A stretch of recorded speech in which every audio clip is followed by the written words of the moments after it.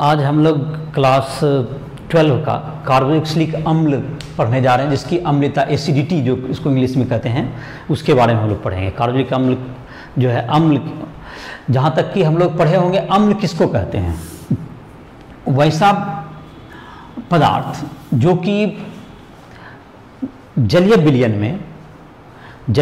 में H+ ion देता है उसे हम लोग क्या कहते हैं, अम्ल कहते हैं। और जो जलीय विलयन में OH- देता है, जो हाइड्रोक्सिल आयन, उसे हम लोग क्षार कहते हैं। तो ये आर्हेनियस की परिभाषा है किसकी, अब अम्ल और क्षार का। आर्हेनियस के अनुसार वैसा पदार्थ जो कि जलीय विलयन में H+ आयन, जिसको प्रोटॉन भी कहते हैं, देता है उसे हम लोग अम्ल कहते हैं, और जो OH- हाइड्रोक्सिल आयन देता है उसे क्षार कहते हैं। तो देखते हैं कि कार्बोक्सिलिक अम्ल का जहाँ तक कि मॉलिक्यूलर फार्मूला जो आणविक सूत्र होता है RCOOH।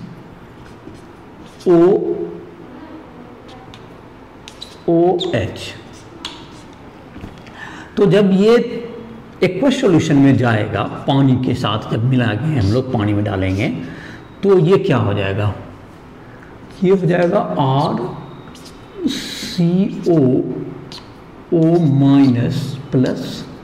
H+। तो इससे ये H+ इसने जलीय विलयन में H+ दिया, इसलिए आर्हेनियस के परिभाषा के अनुसार इसे क्या होना चाहिए, एक अम्ल होना चाहिए। जहाँ तक कि ये है तुमको, इसको हम लोग कार्बोक्सिलिक अम्ल कहते हैं, कार्बोक्सिलिक एसिड जिसको इंग्लिश में कह सकते हैं, अगर इंग्लिश में इसको लिखें। और यहाँ पर क्या है, R है एल्किल समूह, जैसे CH3 C2H5, H भी हो सकता है तुम्हारा, CH3 हो गया तो एसिटिक अम्ल कहते हैं उसको। अगर R का वैल्यू H हो गया तो उसको फॉर्मिक अम्ल कहेंगे। C2H5 भी हो सकता है, तो ये एल्किल समूह कोई भी हो सकता है। तो इसको हम लोग इंग्लिश में अगर कहें तो इसको क्या कहेंगे, कार्बोक्सिलिक एसिड हो गया, ये कार्बोक्सिलिक अम्ल। और ये जो तुम्हारा होता है, ये जो RCO- जो कि बना, ये तुम्हारा हो गया RCOO-, इसको कहते हैं, कार्बोक्सिलेट आयन, कार्बोक्सिलेट आयन कहेंगे। और ये H+, that is proton. H+ को हम लोग क्या कह सकते हैं, इसको प्रोटॉन, ये प्रोटॉन हो गया। तो जो कि H+ आयन देगा उसे हम लोग कार्बोक्सिलिक अम्ल कहते हैं, उसे अम्ल हो गया। तो R से ये ऑर्गेनिक कार्बनिक अम्ल है। तो ये जो कार्बोक्सिलेट आयन है, किसी अम्ल की अम्लता अधिक होगी जब वह H+ आयन अधिक देगा। तो अधिक H+ आयन देगा, ये इस बात पर निर्भर करता है कि आपके कार्बोक्सिलेट आयन जो कि इसके उत्पाद हैं, प्रोडक्ट हैं, जिसके अस्थायित्व क्या है, कार्बोक्सिलेट आयन का अस्थायित्व का कारण क्या है। तो COO- जो है तुमको कार्बोक्सिलेट आयन जो है, इसकी जो अस्थायित्व है, इसका अगर ये ज़्यादा अस्थायी होगा, ये अस्थायित्व इसकी क्यों होती है, तो इसका जो रिजोनेंस स्ट्रक्चर हम लोग देखें, जिसको अनुनाद संरचना भी कहते हैं हम लोग, तो रिजोनेंस स्ट्रक्चर में क्या होगा, ये तुमको यहाँ पर ये जो माइनस चार्ज है यहाँ जाएगा, तो अगर इस और ये डबल बॉन्ड तोड़ना पड़ेगा तो कार्बन को 8 से अधिक इलेक्ट्रॉन हो जाएगा, तो इसको इधर डाल दिए, तो इस प्रकार क्या हो गया, ये RC, यहाँ पर क्या हो गया, O पर क्या आ गया, माइनस आवेश आ गया, और यहाँ पर क्या आ गया, डबल बॉन्ड O। तो इसका जो अनुनाद संरचना है दोनों की पर ये देख रहा है कि माइनस चार्ज दोनों जगह डिस्ट्रीब्यूट हो रहा है। तो इसके अनुनाद संरचना के कारण अनुनाद प्रभाव के कारण कार्बोक्सिलेट आयन के कारण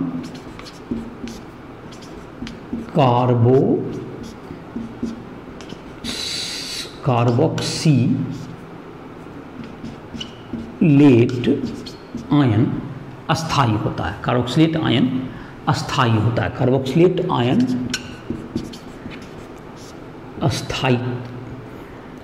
अस्थायी होता है। और इसी कारण से ये अच्छा अम्ल है, क्योंकि इसकी अम्लता क्या है, अच्छी होती है। किस कारण से, अनुनाद प्रभाव के कारण। तो अनुनाद प्रभाव इसका, जो कि ये प्रभाव देख रहे हैं कि इलेक्ट्रॉन जो है इधर से उधर जा सकता है, इसके लिए इसका अम्लता अच्छा होता है।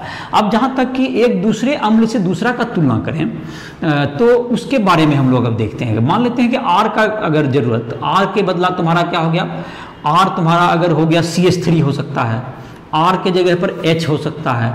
तो इसके आधार पर इसमें क्या क्या प्रभाव पड़ता है, तो हम लोग देखते हैं कि R में जैसे कि तुम्हारा हो गया प्रेरणिक प्रभाव का जब देखा जाए, जैसे कि एक अम्ल हो गया जो कि CH3 COOH that is acetic अम्ल हो गया, ये क्या हो गया एसिटिक अम्ल, एसिटिक अम्ल। ये जब टूटेगा जो पानी में डालेंगे तो ये क्या बन जाएगा CH3 COO minus plus H plus.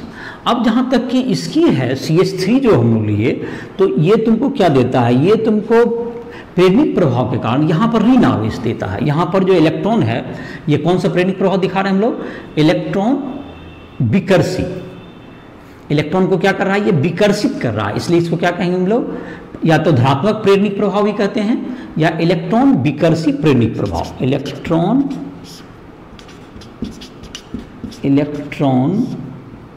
विकर्षी प्रेरणिक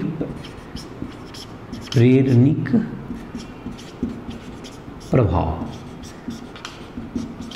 electron विकर्षी प्रेरणिक प्रभाव दे रहा है। तो इसके कारण क्या हो रहा है आर्ग में, ये CH3 में देखें तो इसके कारण ये जो है CH3 के कारण, इसका इलेक्ट्रॉन विकर्षी प्रेरणिक प्रभाव के कारण इसकी जो कि है निगेटिव जो ऋण आवेश इस पर है, उसका ऋण आवेश की मात्रा इस पर क्या हो रही है, बढ़ रही है। ऋण आवेश की मात्रा बढ़ रही है जिससे कि इसका अस्थायित्व क्या होता है, कम हो रहा है। आवेश का घनत्व अधिक होना, आवेश का घनत्व बढ़ना इसके अस्थायित्व को क्या करता है, कम कर रहा है। इसका मतलब है कि CH3 के कारण ये तुमको इसका स्थायित्व कम हुआ है। और जाहिर है कि कोई भी एल्किल समूह, जब बड़ा एल्किल समूह और जुटते जाएगा तो वो और भी ज़्यादा क्या करेगा, उसका स्थायित्व घटता जाएगा। इसका मतलब उसकी अम्लता कम होते जाएगी। तो मतलब इसको एक हम कहना ये चाह रहे हैं कि तुम्हारा जो है CH3 जब छोटा एल्किल समूह है, जब इससे बड़ा एल्किल समूह है तो उसका जो प्रेरणिक प्रभाव होता है, प्रेरणिक प्रभाव बड़ा एल्किल समूह का ज्यादा होता है, प्रेरणिक प्रभाव बड़े एल्किल समूह का अधिक होता है। प्रेरणिक प्रभाव, इलेक्ट्रॉन विकर्षी प्रेरणिक प्रभाव, इलेक्ट्रॉन विकर्षी प्रेरणिक प्रभाव, इलेक्ट्रॉन विकर्षी प्रेरणिक प्रभाव बड़े एल्किल समूह का अधिक होता है। इलेक्ट्रॉन विकर्षी प्रेरणिक प्रभाव बड़े एल्किल समूह का अधिक होने के कारण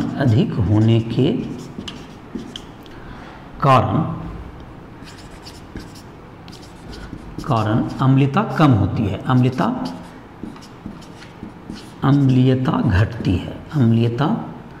घटती है। तो इस बात का मतलब हम ये बोलना चाह रहे हैं, इस आधार पर ये देखा जा सकता है कि अगर छोटा एल्किल समूह जैसे H है तो HCOOH ज़्यादा एसिड, ज़्यादा बढ़िया एसिड होगा, उससे कम होगा कौन बोला, CH3 COOH, ये उससे कम होगा। और इससे बड़ा हो गया CH3 CH2 that is C2H5, तो इससे कम हो जाएगा, घटते जाएगा। और फिर इससे कम हो जाएगा, और भी आप अगर करते जाइए CH3 CH2 CH3 CH2 COH, तो इस तरह से क्या होता चल जाएगा, ये घटते चला जाएगा। लेकिन इसके विपरीत अगर हम कोई ऐसा समूह इसमें जोड़ देते C3, ये अम्लता का क्रम, अम्लता का क्रम, तो जाहिर है कि इसका तो हो गया। अब हम लोग अगर ये देखें, ये एक इलेक्ट्रॉन विकर्षी प्रेरणिक प्रभाव या धनात्मक प्रेरक प्रभाव का हमने देखा, चर्चा किया। अब इसी तरह से हम लोग चर्चा कर सकते हैं ऋणात्मक प्रेरणिक प्रभाव का इस पर क्या फर्क पड़ेगा। तो धनात्मक प्रेरणिक प्रभाव का हमने देख लिए। धनात्मक प्रेरणिक प्रभाव में क्या देखा गया कि बड़े समूह का धनात्मक प्रेरणिक प्रभाव या इलेक्ट्रॉन विकर्षी प्रेरणिक प्रभाव अधिक होता है, इसलिए वह अम्लता को क्या करते जाता है, जैसे जैसे बड़ा समूह होता जाएगा उसकी अम्लता घटते जाएगी। तो ये इसका निष्कर्ष हो गया। अब देख लेते हैं हम लोग इलेक्ट्रॉन आकर्षी या ऋणात्मक प्रेरणिक प्रभाव का क्या फर्क पड़ेगा अम्लता पर। तो इसको जरा चर्चा करते हैं, इसको मिटा देते हैं।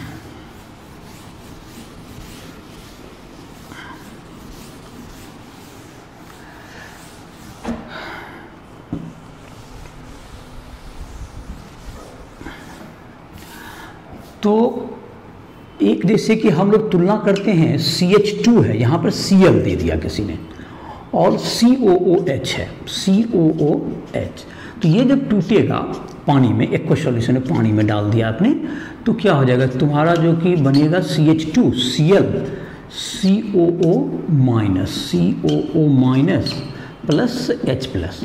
तो यहाँ पर अगर देखें तो ये जो Cl है ये इलेक्ट्रॉन को क्या करेगा, अपनी ओर खींचता है, इसकी विद्युत ज़्यादा होती है। तो ये कैसा प्रभाव दिया, इलेक्ट्रॉन आकर्षी प्रेरणिक प्रभाव दिया। यह इलेक्ट्रॉन आकर्षी प्रेरणिक प्रभाव, इलेक्ट्रॉन आकर्षी प्रेरणिक प्रभाव देगा। तो इलेक्ट्रॉन आकर्षी प्रेरणिक प्रभाव के कारण क्या हो जाएगा, इसका जो कि अम्लता है कुछ क्या हो जाएगा, बढ़ जाएगा। क्योंकि ये जब इलेक्ट्रॉन को खींचेगा तो ऋण आवेश का जाहिर है कि यहाँ पे क्या होगा, इलेक्ट्रॉन घनत्व तो कम होगा। इलेक्ट्रॉन का जो घनत्व है, ऋण आवेश का जो घनत्व है वो कम पड़ जाएगा, जिससे कि इसकी स्थायित्व क्या होगी, बढ़ जाएगी। और इसका स्थायित्व बढ़ जाएगा तो ये जो अम्ल है इसकी अम्लता क्या हो जाएगा, ज़्यादा हो जाएगा। इसका मतलब होगा कि ये Cl के इलेक्ट्रॉन विकर्षी प्रेरणिक प्रभाव के कारण, इलेक्ट्रॉन आकर्षी, जिसको हम लोग कौन प्रभाव होता है, निगेटिव ऋणात्मक, NCERT बुक में इलेक्ट्रॉन आकर्षी प्रेरणिक प्रभाव कहते हैं, और दूसरे बुक में इसको ऋणात्मक प्रेरणिक प्रभाव या निगेटिव इंडक्टिव इफेक्ट के नाम से भी इंग्लिश में हम लोग जानते हैं इसको। तो ऐसे समूह जो कि कौन कौन समूह होते हैं जो कि ऋणात्मक प्रेरणिक प्रभाव देते हैं, जैसे कि तुम्हारा है ऋणात्मक प्रेरणिक प्रभाव देने वाले समूह हैं, जैसे Cl है, जैसे तुम्हारा F है, जैसे Cl है, कॉमा क्या लिख सकते हैं, FBr NO2, ये सब क्या है तुम्हारे, ये सब जो समूह हैं ये ऋणात्मक प्रेरणिक प्रभाव देने वाले समूह हैं। और तो ये सब अम्लता को, अगर इसकी उपस्थिति होगी तो ये अम्लता को बढ़ाएगा। अगर ये सब समूह में से कोई भी उपस्थित रह गया तो ये अम्लता को इंक्रीज करेगा। तो इसका अर्थ यही हुआ कि CH2Cl COOH अधिक अच्छा अम्ल होगा किसकी तुलना में, CH3COOH।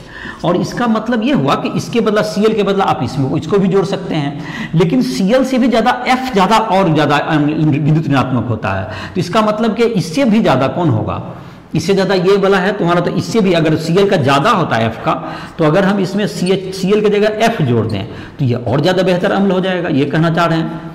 क्योंकि ये इसमें F का जो प्रेरणिक प्रभाव है ये इससे अधिक है, Br का इससे कम होता है। तो इस तरह से जैसे जैसे प्रेरणिक प्रभाव होगा तो एक दूसरे में तुलना कर सकते हैं हम लोग। इलेक्ट्रॉन, तो निष्कर्ष यही, इलेक्ट्रॉन विकर्षी प्रेरणिक प्रभाव देने वाला जो समूह है वो कार्बनिक अम्ल की अम्लता को घटाता है, और इलेक्ट्रॉन आकर्षी प्रेरणिक प्रभाव, जिसको हम लोग निगेटिव इंडक्टिव इफेक्ट भी अंग्रेजी में कहते हैं, वो क्या करेगा, अम्ल की अम्लता को बढ़ाता है। तो ये दो निष्कर्ष हो गया। अब हम लोग अनुनाद प्रभाव का देखते हैं, इसमें क्या प्रभाव पड़ता है अम्लता पर। अनुनाद प्रभाव में आते हैं, ये तो हो गया तुम्हारा इंडक्टिव इफेक्ट का या प्रेरणिक प्रभाव के का देख लिए इफेक्ट। अब हम लोग आते हैं अनुनाद प्रभाव में, देखते हैं जैसे कि बेंजोइक अम्ल का लेते हैं, उससे कुछ पता चलेगा। बेंजोइक अम्ल का फार्मूला पता होगा तुम लोग को। बेंजोइक अम्ल में क्या रहेगा, बेंजीन रहेगा, बेंजोइक अम्ल C6H5 भी जिसको कहते हो। बेंजोइक अम्ल में यहाँ पर डबल सिंगल डबल फिर सिंगल बॉन्ड, फिर यहाँ पर डबल बॉन्ड, और यहाँ पर क्या होगा तुम्हारा COOH, C6H5 COH भी कह सकते हो इसको, और पानी में डाल दिया, एक्वस में डाल देगा एक्वस विलयन, तो क्या हो जाएगा इसका, तो C6H5CO माइनस, तो बेंजीन बन जाएगा। तो C6H5 और COO माइनस और प्लस H प्लस, इसको C6H5 भी कहते हो, ये बेंजोएट आयन हो गया, इसको बेंजोइक अम्ल कहते हैं इसको, और ये हो गया बेंजोएट आयन, बेंजोएट आयन। इसको इंग्लिश में लिखें तो बेंजोएट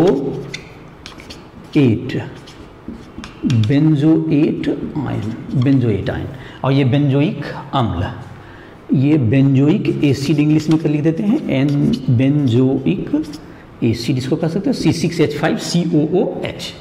तो इसका अस्थायित्व का जहाँ तक है, इसका बेंजोएट आयन का, इसका देखते हैं इसमें कार्बनिक बेंजोएट आयन का, तो अगर बेंजीन के अनुसार चित्र बनाएं तो इसका क्या प्रभाव पड़ेगा। बेंजोएट आयन,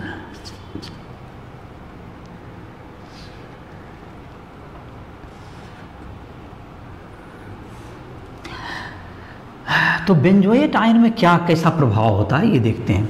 इसमें क्या होगा, ये जो डबल बॉन्ड है, डबल बॉन्ड वाले जो तुम्हारे होते हैं ये इलेक्ट्रॉन को अपनी ओर आकर्षित कर लेंगे, और ये जो तुम्हारा है इस पर भी माइनस, ये यहाँ चला जाएगा। तो इसका मतलब दूसरे शब्द में हम इसका जो स्ट्रक्चर बनाना चाह रहे हैं वो देखो क्या बनाना चाह रहे हैं।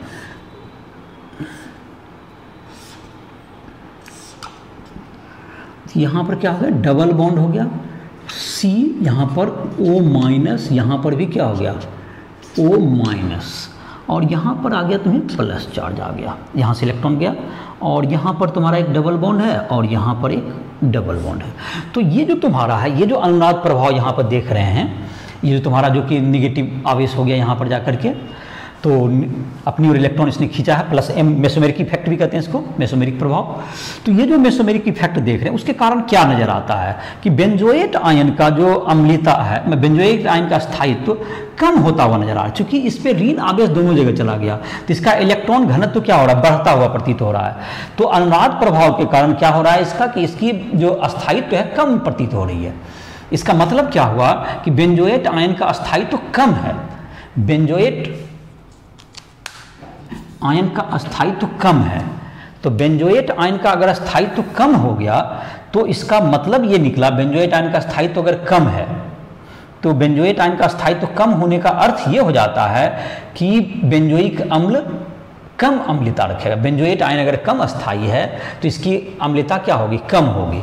इसका अर्थ निकल गया कि बेंजोइक अम्ल सामान्य जो कि एसिड है, जैसे कि बेंजोइक अम्ल C6H5COH, ये वीकर होगा इन कंपैरिजन टू CH3COOH, और ये तो HCOH से भी कम होगा ये। तो ऐसा क्यों हुआ, बिकॉज कि ये अनुनाद प्रभाव के कारण इसका जो कि देख रहे हैं कि माइनस चार्ज दोनों तरफ चला गया, जैसा कि किस में नहीं होता, इस सब में नहीं होता।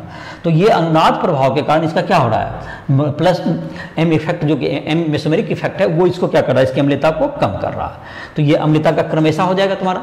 अब इसमें एक और चीज देखा जाए, बेंजीन में अगर तुमको पहले से अगर कोई CH3 ग्रुप जुटा हुआ है तो इसको, जैसे कि ये तो तुम्हारा हो गया, इसको नोट डाउन कर सकते हो, इसको मिटा देते हैं, इसको मिटा लिया जाए। अब इसमें है कि बेंजीन में कोई दूसरा समूह पहले से उपस्थित है तो उससे अम्लता पर क्या प्रभाव पड़ेगा ये देखा जा सकता है। वो उसका बेंजोइक अम्ल की तुलना में उसकी अम्लता अधिक होगी या कम होगी। अगर बेंजोइक मतलब कि यहाँ पर तुम्हारा मान लेते हैं कि ऑर्थो या पारा स्थान पर पहले से ऐसा समूह उपस्थित हो जो कि बेंजोइक अम्ल में, जो कि ऑर्थो या पारा स्थान पर पहले से एक कोई समूह हो जो कि इलेक्ट्रॉन को अपनी ओर खींच सकता है, जो इलेक्ट्रॉन को कौन सा समूह खींचेगा, जिसमें जैसे कि NO2 है, NO2 वगैरह, या तुम्हारा क्या कहते हैं ऐसे समूह जो कि इलेक्ट्रॉन को अपनी ओर खींच सकते हैं, जैसे कि इलेक्ट्रॉन को जो अपनी ओर खींच सकते हैं वो क्या करते हैं, इसकी अम्लता को बढ़ा देंगे। ऑर्थो पारा पोजीशन पर अगर इलेक्ट्रिक समूह जो कि इलेक्ट्रॉन को अपनी ओर खींच सकते हैं, जैसे कि NO2 है, तो जैसे कि यहाँ पर भी इलेक्ट्रॉन को ये समूह अपनी ओर खींच सकता था, तो इस निगेटिव चार्ज को बढ़ा दिया, इसका निगेटिव चार्ज बढ़ गया। लेकिन ऐसे समूह जो कि बेंजीन में पहले से उपस्थित हों, बेंजोइक अम्ल में पहले से उपस्थित हों, यहाँ पर COOH है, जैसे COO माइनस, और यहाँ पर NO2 है, अगर मान लेते हैं NO2 जैसा समूह है, तो इसका क्या फर्क पड़ेगा इसके स्थायित्व पर। पहले बेंजोएट आयन या यदि यहाँ पर और पारा नाइट्रो बेंजोएट आयन है तो इन दोनों में कौन ज़्यादा स्थायी होगा। तो जाहिर है कि ये जो तुम्हारा है ये नाइट्रोजन को यहाँ पर लेगा जिससे माइनस चार्ज बन जाएगा, तो यहाँ पर माइनस चार्ज के जाने की संभावना क्या हो जाएगी, कम हो जाएगी। तो इसका मतलब कि नाइट्रो ग्रुप जो कि इसमें डबल बॉन्ड है जिसके पास, जैसे फॉर एग्जाम्पल नाइट्रो समूह, ये अम्लता को क्या कर देगा, ये बढ़ा देगा।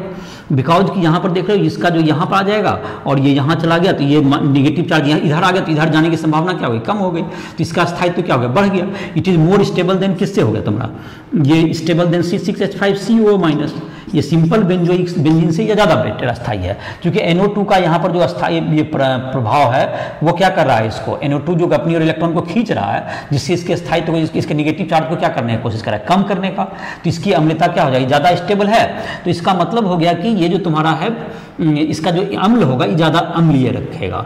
बेंजीन में अगर पारा पर क्या है तुम्हारा, पारा नाइट्रो, या तो यहीं पे लिख ही देते हैं P नाइट्रो बेंजोइक अम्ल बेंजोइक एसिड ज़्यादा एसिडिक होगा बेंजोइक एसिड से। बेंजोइक एसिड से क्या होगा, ये ज़्यादा होगा। और अगर ऐसा समूह जो कि इसको इलेक्ट्रॉन दे और निगेटिव चार्ज दे दे, जैसे कि फॉर एग्जांपल यहाँ पर इसको इसी में अगर हम लोग सुधार कर दें, NO2 के बजाय कोई ऐसा समूह दे दीजिए जो कि इलेक्ट्रॉन को क्या करता हो। तो ठीक है, इसी में जैसे कि तुम लोग इसको नोट डाउन कर लिया होगा। अब NO2 के बजाय यहाँ पर कोई दूसरा समूह अगर ऐड कर दें, जैसे CH3 या OH, जैसे जिसके पास लोन पेयर हो, जैसे OH है, OCH3 या CH3, ऐसे समूह क्या करते हैं, ये इलेक्ट्रॉन और इधर की ओर देंगे, इलेक्ट्रॉन इसका अपने प्रेरक प्रभाव कारण इधर की ओर देंगे, तो जिसका इसका इलेक्ट्रॉन घनत्व और क्या होगा, बढ़ जाएगा। तो वो क्या कर देंगे, अम्लता को क्या करेंगे, कम करेंगे। जो कि बेंजीन की तरफ जिसके पास लोन पेयर है जैसे समूह पर, अगर वो जुट जाए ऑर्थो या पारा पोजीशन पर, तो वो अम्लता को क्या कर देंगे, कम करेंगे। तो वो अम्लता को क्या कर देंगे यहाँ पर, तो इसको नहीं तो फिर से बना लेते हैं, नहीं तो यहाँ पर इसको फिर मिटा देते हैं इसको। अगर बेंजीन में यहाँ पर OH जुटा हुआ है तो इसकी अम्लता क्या हो जाएगी, इसका जो स्थायित्व है ये कम हो जाएगा। किसकी तुलना में, इससे ज़्यादा स्थायित्व CH6H5CO- हो जाएगा। क्योंकि ये जो है तुम्हारा ये लोन पेयर देगा, तो यहाँ पर जैसा कि तुम इसका स्ट्रक्चर बनाओगे तो यहाँ पर O है, तो ये लोन पेयर देने के कारण यहाँ इलेक्ट्रॉन जाएगा, फिर इधर आ जाएगा, तो इस ढंग से क्या हो जाएगा, तुम्हारा इलेक्ट्रॉन का और डेंसिटी बढ़ेगा। इसका मतलब ऐसे समूह जिसके पास लोन पेयर हो या एल्किन समूह, जिसको हम लोग कहते हैं मेटाडाइक्टिन समूह, उसकी उपस्थिति से तुम्हारा क्या हो जाएगा, इसकी अम्लता क्या हो जाएगी, घट जाएगी। मतलब कि ये ज़्यादा कम अम्लीय हो जाएगा अगर बेंजीन में p हाइड्रोक्सी पारा हाइड्रोक्सी बेंजोइक एसिड अगर ले लें, इसका बेंजोइक एसिड, तो इन सबों के समूह जैसे कि जिसमें लोन पेयर हो जाए, जैसे कि हाइड्रोक्सी है, चाहे मिथॉक्सी हो गया जिसमें O में के पास भी लोन पेयर हो जाए, या तो तुम्हारा क्या हो जाएगा, तुम्हारा जिसके पास जैसे एल्किन समूह हमने कहा, तो उस स्थिति में भी क्या होगा, उसका घट जाएगा। तो इस तरह से तुम चाहो तो NCERT बुक में इसको पढ़ भी सकते हो, और इससे जुड़ा हुआ अगर नोट्स भी तुम लेना चाहते हो तो राइस ट्यूटोरियल के ऐप पर आकर के इसका जो तुमको नोट्स भी मिल जाएगा, और इसके बारे में और भी जानकारी चाहते हो तो लाइव क्लास में तुम संपर्क कर सकते हो। ठीक है, तो इसी के साथ वीडियो क्या कर रहे हैं, समाप्त कर रहे हैं।